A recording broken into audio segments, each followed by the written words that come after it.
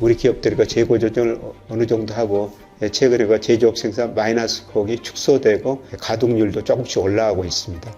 그래서 최근에 서비스업 경기는 둔화되고 있는데 제조업 경기가 극심한 침체에 빠졌었는데 침체 정도가 조금씩 완화되고 있다는 겁니다.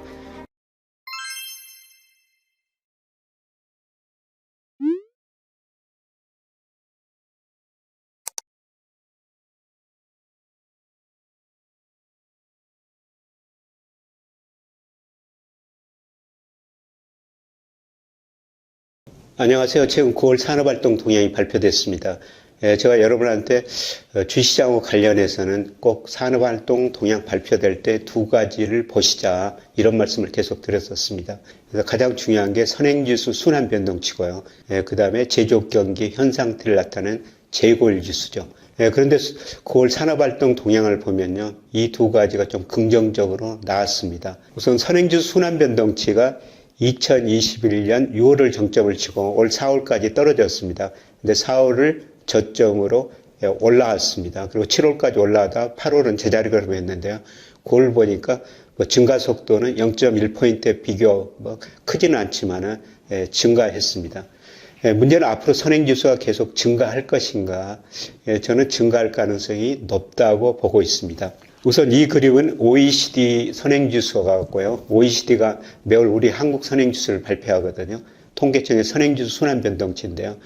그런데 OECD 한국 선행지수가 우리 통계청 선행지수에 비해서 1 내지 2개월 선행합니다. 그런데 OECD 한국 선행지수가 지난 2월을 저점을 치고요. 9월까지 올라왔습니다. 그러면 1, 2개월 선행성을 보면은 우리 통계청 선행지수는 10월, 11월 증가할 수가 있다는 것입니다.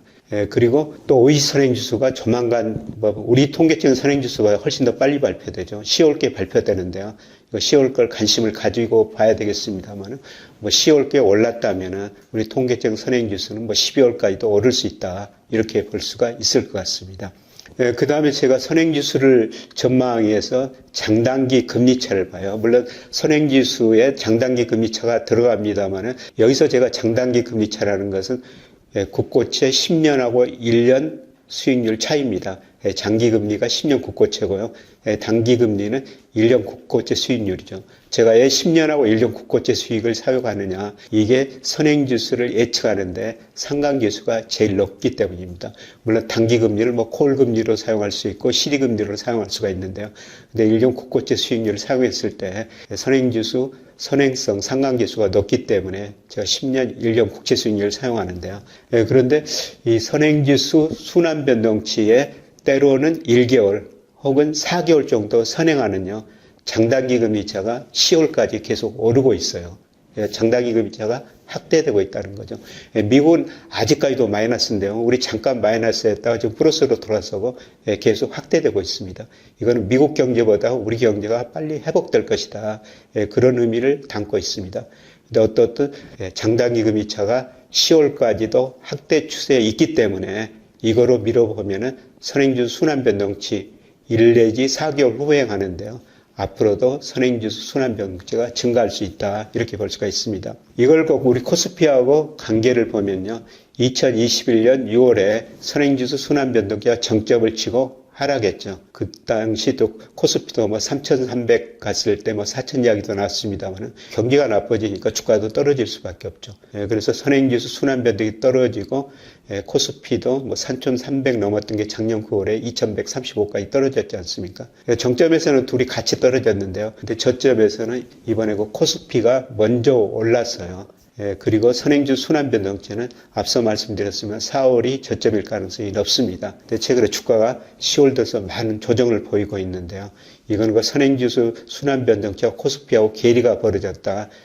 그리고 이스라엘과 하마스 전쟁 때문에 세계경제 불확실성이 굉장히 높아졌지 않습니까?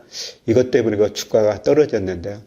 그런데 선행지수 순환변동치가 증가한다는 것은 앞으로 경기가 회복될 거라는 겁니다. 아마 4분기부터 수출이 증가세로 돌아서고요. 4분기 전체적으로 보면 무역수도 흑자날 거예요. 수출 측면에서 아마 긍정적인 경기에 관련 소식들이 점차 나올 것 같습니다. 이런 의미에서 보면은 최근에 주가 조정이 하락 추세로 전환된 게 아니라 다시 오를 수 있다, 이렇게 볼 수가 있겠습니다. 이런 의미에서 제가 11월, 12월 주가가 오를 수 있다, 이런 말씀을 계속 드리고 있습니다. 그리고 제조업 경기를 볼 때 우리가 재고 출하 비율을 보셔야 됩니다.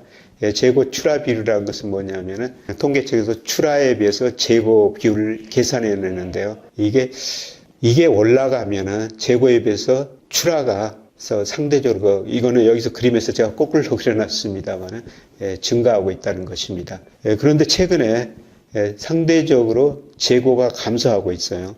그래서 제가 이 그림에는 주가하고 같은 방향으로 움직이고 있다, 그걸 보이기 위해서 재고율 지수는 거꾸로 그려놨는데요. 재고 출하 비율이 올해 4월 달에는 130%로 역사상 최고치를 기록해 있었습니다. 그만큼 우리 기업들이, 제조업들이 재고를 많이 가지고 있었어요. 특히 반도체 기업들이 재고를 많이 가지고 있었는데요.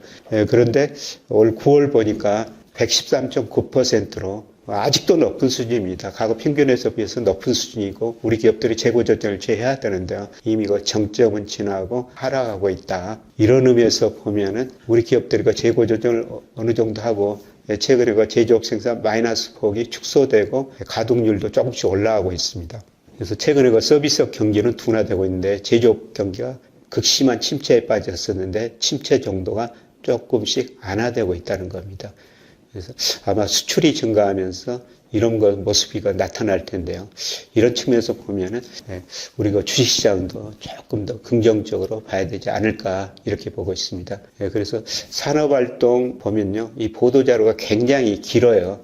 그런데 우리가 다 읽어보시면 좋은데, 우리가 선행지수하고 재고일지수 이 두 개를 꼭 보시면 좋은데, 둘 다 좀 긍정적이고, 이런 의미에서 주식시장에서 조금 더 우리가 긍정적으로 생각하셔도 좋을 것 같습니다. 고맙습니다.